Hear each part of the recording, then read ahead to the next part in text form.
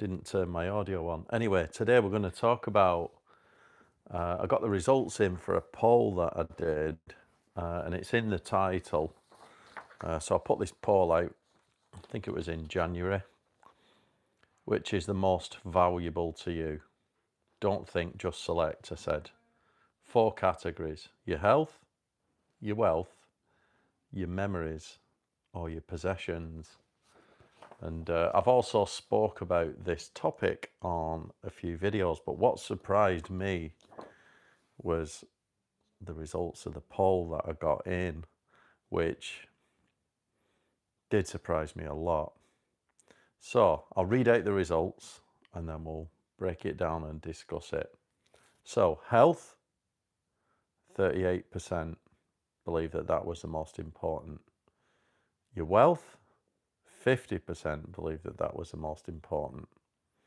Your memories, 13% believe that that was most important. And your possessions, 0% believe that that was important. So what surprised me about the results of this poll was it's quite different to how I would perceive the value of these 4 things. And I think there's a bit more to it than that. So why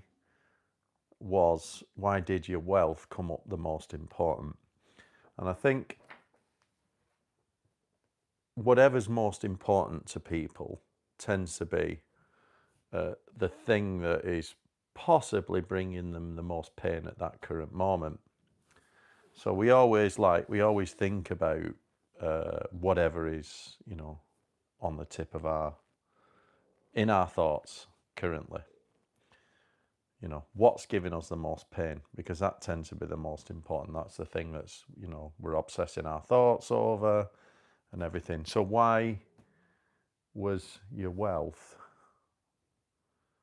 on the tip of most people's thoughts at that time?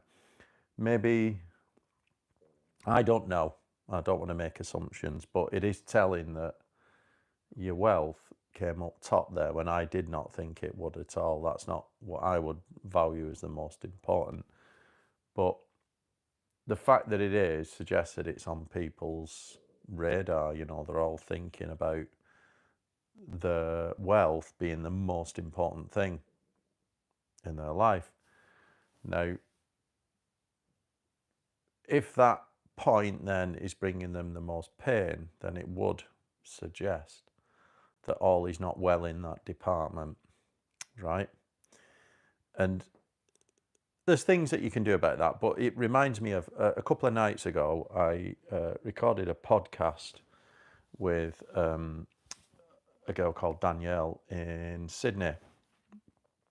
She's from the same town as me, so obviously we've got mutual friends, and we agreed to do a podcast because she helps, she's like a women's coach, she helps, hey, how you all doing, everyone?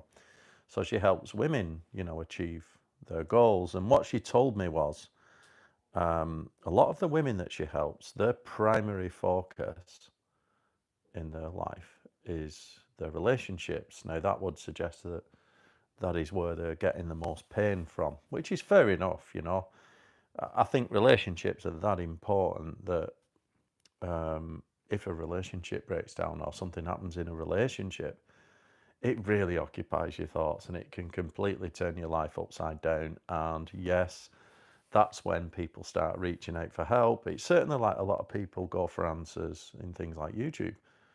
Usually when there's been some kind of event like that, like a breakup or a bit of trauma. So you can see that, right? And that's what she said, she's got a big following. She said most of her clients, they're all like women that are having trouble with their relationships, and she helps them in that regard. So while she does holistic coaching, all areas, including helping them with their careers and things, predominantly, she said it's always relationships. So, and I said to her, I said at the time, yeah, it might be relationships right now for these women, but I'll tell you what, if all of a sudden you lost your job tomorrow, let's say you needed this job and you lost your job tomorrow, that breakup wouldn't be your first problem, would it? All of a sudden, getting the money to feed yourself, pay your bills, feed your family would become the biggest, most important thing in your life. So this is the point. It's always, who is this? Hello, how are you doing? Gualam, how you doing? Where you from? Anyway. Oh right, that, yeah. Okay. So anyway, back to the point. Uh, whatever is giving you the most pain, it tends to be the most important thing. And with these people, right, you're in Derby, yeah, in North Manchester. Yeah, I know, I know where Derby is, yeah. So basically, whatever is bringing you the most pain tends to be, cheers, thank you, tends to be the thing that is on the tip of your tongue. But when I asked this poll, right, I'll just read it out again. I don't know if you caught that, if you joined late, but the idea, I asked a poll, what is the most important to you, in your life? Don't think, just select. And I give 4 options. It was your health, your wealth, your memories, and your possessions. Your health got 38%, your wealth got 50%, your memories got 13%, and your possessions got 0%.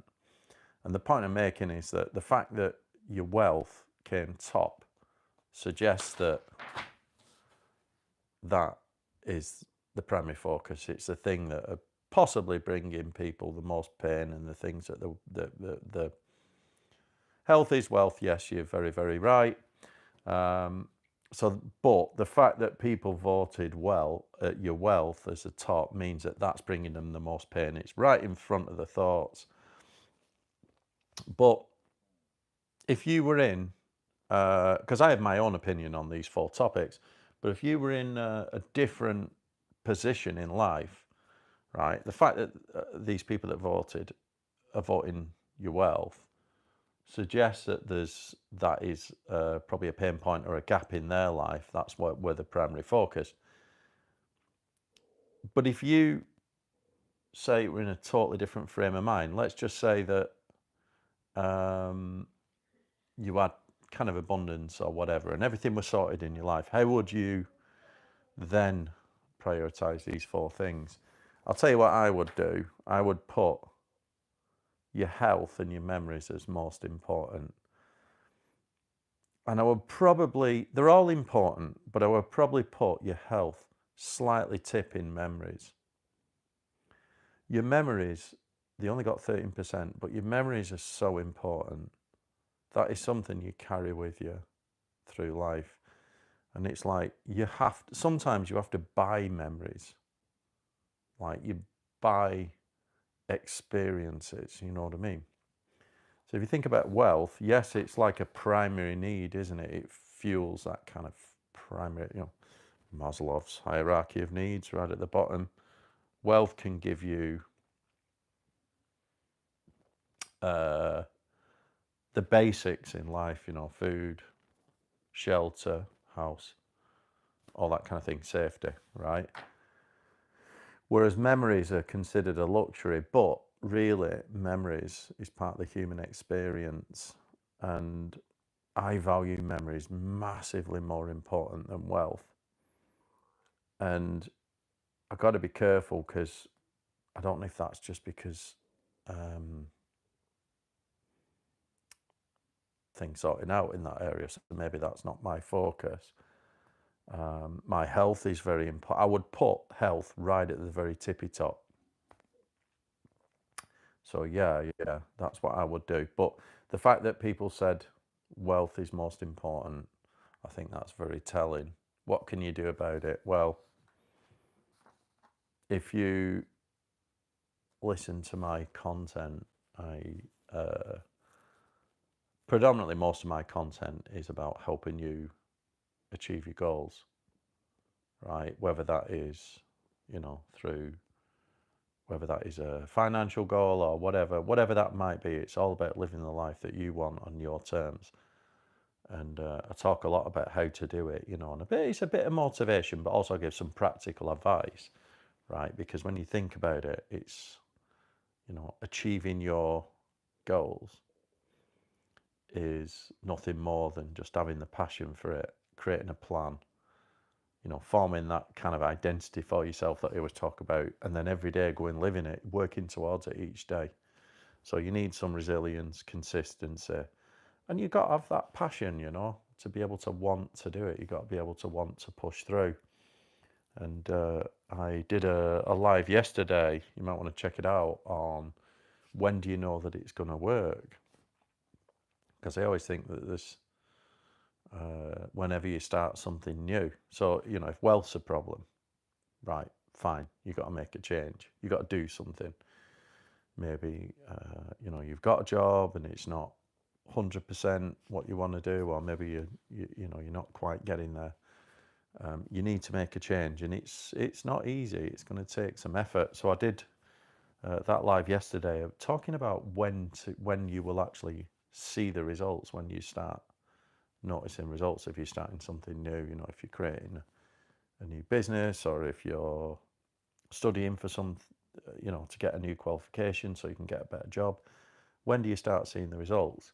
And it usually takes a lot longer than you think. It can take years.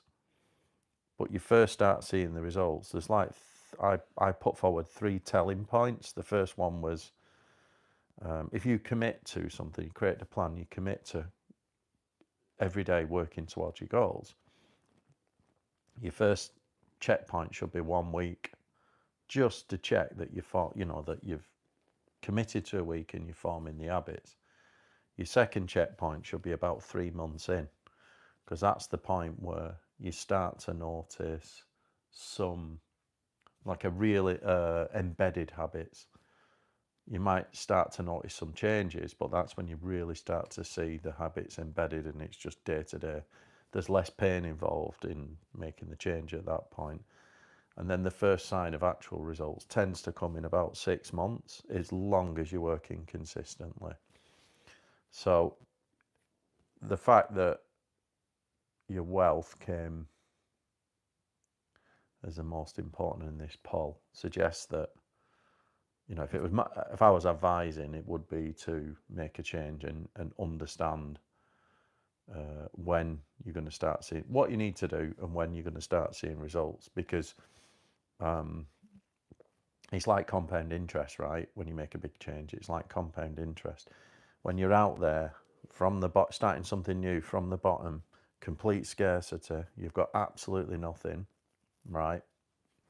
It's very difficult to go from nothing to up there. It's compound interest, and it takes a lot of grit and determination to be consistent and keep going. But you've also got to be super passionate about it, because if you haven't got the passion, you're likely just going to give up before you get your results. And most people underestimate how long it takes to, really make a huge change. So you've got to be basically prepared to keep going and being consistent. And it's like I said yesterday on the live, thank you. You can become discouraged when you sort, it feels very lonely when you're doing something different, something new, and you can become discouraged. But the real skill is that consistency. It's not, you're not doing anything groundbreaking, even if it's just committing to marketing your ideas daily. When you first start off, you're getting like 1, 2 views, whatever you're doing. You're trying to launch a product, Amazon or whatever, and then from there you're trying to build it, and it takes forever. But are you consistent? And those checkpoints, right? Eventually, whatever we do, it's all, I'm a big fan of delayed gratification, as I always say, which is great. You want to be, if you are putting in a big risk, in whether you're putting some money up and you're risking your time on something new, you're delaying gratification. You're saying, I'm going to do something bigger so I'll get paid later, right? You're creating something big. Delayed gratification is fantastic, but eventually we need a reward. There's no way that we can go like years and years without any reward. And rewards, all they are really, money really is just, it's like a feedback system. It's an indicator to say something's going right. It's like the universe just saying, there you go, that's your reward. Money is just an indicator, right? The real reward is come because you've added value. But like I say, there's M3 checkpoints. You've got to remain consistent. Just got a few comments here. Let's have a look. Right, Viking Blood. Yeah, I've been in my trade for 27 years and running my own business for 11 years now. Still have many curveballs thrown at me and the business. Yeah, this is very similar to me. So my main business is like 12 years old. And you still out, you think 12 years, 11 years, you're still not out the woods, are you? It's like, yeah, you got, if you look back, you've got a better life, but you're not out the woods. You know, you're not quite made the full, complete financial independence. You're not got like the fuck you money where you can just jack it all in. And you shouldn't either. You know, it's a journey. It's like you should be passionate about it and into it. And whatever you do in business, you just got to keep pivoting. And this is the point, right? Yeah, exactly. So this is the point, right? It takes 11, 12 years to get comfortable, but you're not out the woods. It's like, I've still got to make sure I've got enough money for the year. And then next year, I've still got to line up new business and keep going. And it's hard, you know, but after 11 years, you know, 11 years, 12 years, that is something, right? That is huge. If you look back at that, you'll be thinking, right, okay, I must have done some things right to still be in business by this point after 11 years. And hopefully things get easier. Like you're charging a bit more money for yourself. You know, your rates go up, whatever you do. I don't know what business you do, but your rates are going up and things are getting easier and it's getting more automated.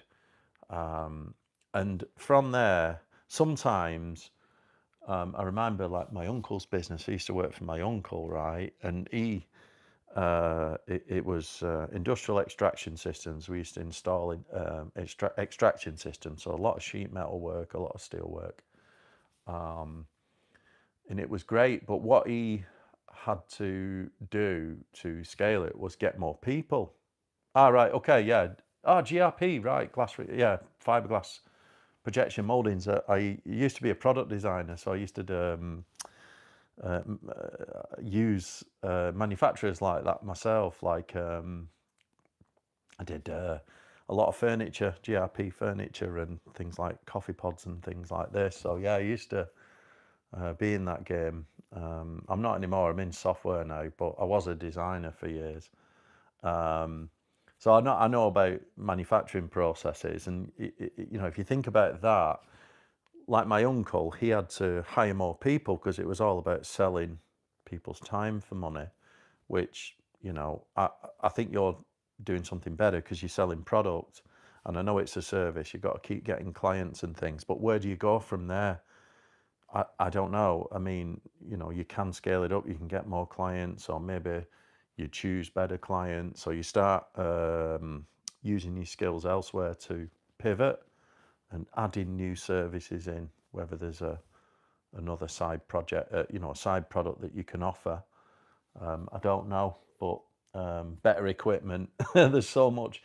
But yeah, you're not out of the woods. 11 years is some doing though. The fact that you keep going, that's the main thing. What can you do? You can tighten things up. One thing I've been doing with my business is, you know, getting the you probably loads of accreditations for the manufacturing, but you know, like getting your quality management systems and everything like that in place, just to try and streamline and have a process for everything, like standard processes. So I always find that trying to automate your business, even if it's just a standard way of doing things, because I'd imagine with your business, with the GRP, there's a lot of skill involved in there. You know, some of it is just raw skill, time, experience, skill, things like that. And how do you pass that on to the next workforce? Well, You know, that's where you could standardise it. I don't know if you've done that. But yeah, this is, I mean, we've gone down a rabbit hole there from the topic, but I think it's all useful because if people are really, really concerned about the wealth, then it is recognising that, you know, starting something new business is tough. It takes many years, and, you know, the way to do it is to keep being consistent and just measure backwards. Am I better this year than I was last year? Have we got better clients now than we did have? Sometimes that's easier said than done, because occasionally you get like a freak year where you just get loads of business. But it's like a graph, isn't it? If you have that freak year and then it drops, which it naturally will if you've got like a massive spike one year, when it drops, is it higher than it was before the spike? So you're still trending up, and just keep seeing that. So yeah, I hope that added some insights. I mean, back on this, most important is your health, 100%. Right. And then I reckon memory's next.